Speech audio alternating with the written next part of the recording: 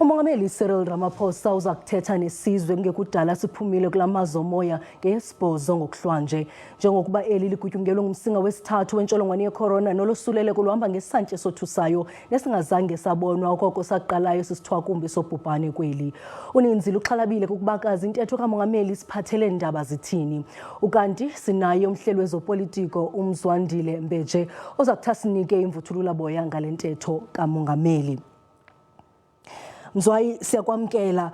Umsinga wesithathu we-COVID-19 uhamba ngesantya esothusayo. Ingaba yintoni unobangela? Sibonga kakhulu esisanda sibingeleli nakubalaleli.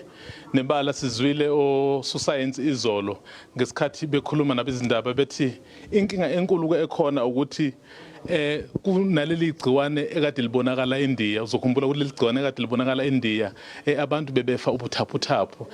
Uzokhumbula ukuthi ihlandla lesibili eNingizimu Afrika lalenziwe igciwane elalitholakala khona la okuthiwa iBeta. Kodwa njengamanje igciwane elila eNingizimu Afrika elelo kuthiwa iDelta.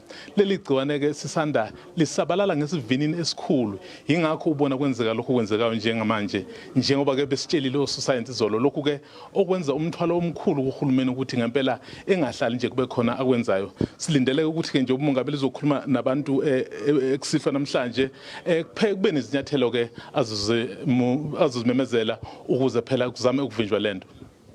Njengoba imeko imbi yoluhlobo singalindela ntoni ngokuhlwanje kwintetho kamongameli?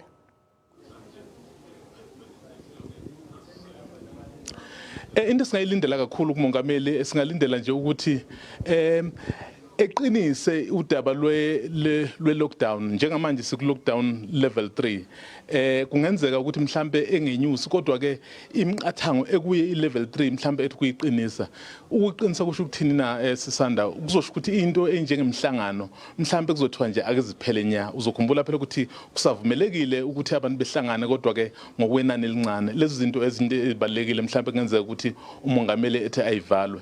Eyesibili udaba lotshwala uzokhumbula ukuthi izibhedlela ziya ngokuya zigcwala uma ukuthi ke kunabantu futhi abaphinde bengene izibhedlela ngoba mhlambe balimele obalimezene mhlambe ngoba sebedakiwe iyo enye yezinto ephinde ifake incindezi enkulu.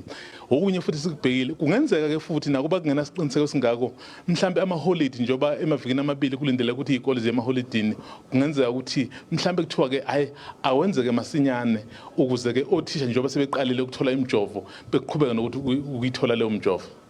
Enkosi kakhulu sibambe ngazibini kumhleli wezopolitiko weliziko uMzwandile Mbeje.